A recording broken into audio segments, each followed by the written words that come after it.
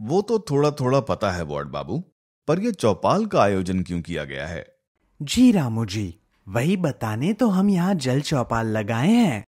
इनसे मिलिए, ये हैं राहुल जी, ब्लॉक से आए हैं। अब आगे इस जल चौपाल के बारे में राहुल जी बताएंगे। आप सभी को मेरा नमस्कार।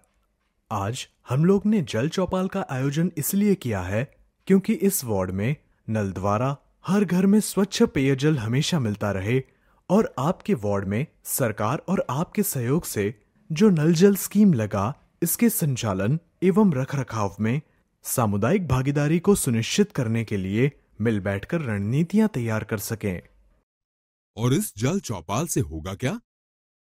अहमद जी, ग्राम पंचायत के वार्ड सदस्य की अध्यक्षता में वार्ड क्रियान्वयन एवं प्रबंधन समिति WIMC का गठन किया गया है।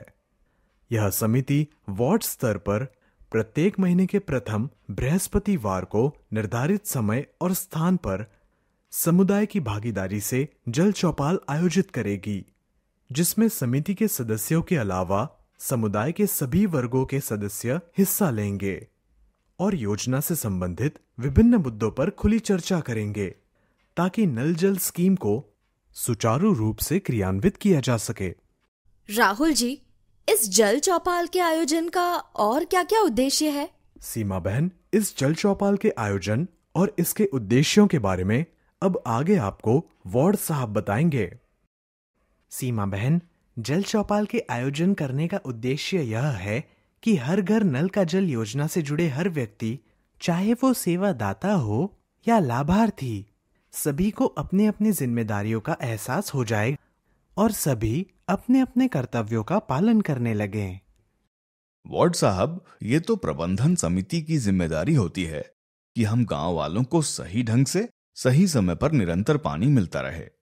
रामू जी, ये जल की उपलब्धता सभी ग्रामीणों तक सुचारू रूप से पहुंचता रहे, इसके लिए एक निर्धारित 30 रुपया उपभोक्ता शुल्क रखा गया है। पर गांव के कुछ गिने चुने लोग ही अपना उपभोक्ता शुल्क नियमित रूप से व समय पर देते हैं। इससे हम अपने वार्ड को कैसे निर्मल बना पाएंगे? वार्ड जी, मैं तो अपना उपभोक्ता शुल्क दे दिया करता हूँ, फिर भी मुझे कभी कभी समय पर पानी नहीं मिलता है। अहमद जी, इसलिए तो मैंने कहा कि एक अकेले आपके उपभोक्ता शुल्क देने से सभी को विधिवत रूप से पानी नहीं मिल सकता। वार्ड के कई लोग अब भी अपना उपभोक्ता शुल्क नहीं देते हैं, जिसके कारण गांव के अन्य लोगों को समय पर पानी नहीं मिल पाता है। प्रबंधन समिति में पर्याप्त जमा राशि ना होने के कारण मोटर पंप की बिजली का बिल समय पर नहीं भर पाते हैं, जिसका असर हम सब देख ही सकते हैं। जो लोग अपना उपभोक्ता शुल्क देते हैं, उन्हें भी कभी कभी ऐसी समस्याओं का सामना करना पड़ रहा है। इसके लिए सभी को नियमित रूप से सहयोग करना होगा। वार्ड जी, अब से हम सभी अपना उपभोक्ता शुल्क समय समय पर तो दे दिया करेंगे, पर आए दिन ये सुनने को मिलता है कि पानी का स्रोत सूख गया है, पानी का स्तर कम हो गया है, और तो और महीने में 4 बार तो मोटर ही खराब हो जाता है। हाँ हाँ, एकदम सही बात। कंचन बहन, आज सुबह जब मैं जल चौपाल के लिए निकल रहा था, तब आपके घर के तरफ से गुजरते हुए मैंने देखा कि आपके घर के बाहर लगा हुआ नल खुला हुआ था और उस नल से बेवजह पानी बर्बाद हो रहा था। और ये जो रामू जी हाँ हाँ कर रहे हैं, इन्हें मैंने कल नल के पानी से अपनी भैंस को धोते हुए देखा था। और गांव में कई ऐसे लोग हैं जो इस पानी का उपयोग बारी में सिंचाई के लिए करते हैं। पर वार्ड जी, इसका संबंध मोटर खराब होने से कैसे है? अरे अहमद जी, इस योजना के तहत आपको शुद्ध पानी पीने और घरेलू कार्य जैसे खाना बनाना, नहाने धोने इत्यादि के लिए दिया जाता है। इसलिए आप लोगों के लिए प्रति व्यक्ति को नित दिन 70 लीटर पानी मुहैया करने की नीति बनाई गई है। यदि आप लोग पानी की बर्बादी करेंगे तो पानी की जरूरत बढ़ेगी, जिसके कारण मोटर पंप को ज्यादा चलाया जाता है। परिणाम स्वरूप मोटर बार बार खराब हो जाता है। पर ये देखना तो अनुरक्षक का काम है ना?